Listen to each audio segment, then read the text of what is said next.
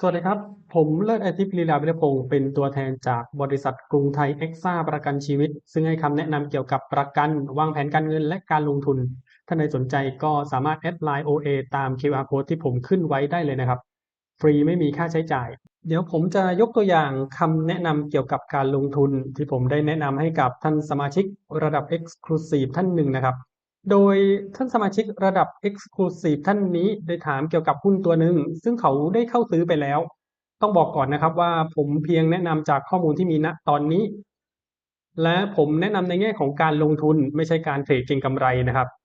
ซึ่งผมได้แนะนำให้ใช้วิธีการ Dollar Cash Averaging ในหุ้นตัวนี้โดยอ้างอิงข้อมูลที่เผยแพร่เป็นสาธารณะในเว็บ tet.or.th สิ่งที่สายลงทุนควรจะต้องรู้อยู่บ้างคือการดูงบการเงินคร่าวๆให้ออกนะครับบริษัทมีกำไรหรือขาดทุนกำไรเพิ่มขึ้นหรือลดลง Return on Equity สม่ำเสมอหรือเปล่าและถ้าท่านเป็นสายลงทุนท่านจะต้องดูว่าปันผลมีอัตราส่วนที่เหมาะสมกับเงินลงทุนหรือเปล่าแล้วเราจะซื้อตอนไหนท่านควรจะมีความรู้เรื่องกราฟเทคนิคและการดู Volume Profile เล็กน้อยก็ยังดีครับ แต่ถ้าท่านไม่มีความรู้พวกนี้เลยผมแนะนำให้ทุกท่านศึกษา iWealthy ซึ่งเป็นผลิตภัณฑ์ของกรุงไทยเอ็กซ่าที่ให้ทั้งความคุ้มครองและความมั่งคั่งในเวลาเดียวกัน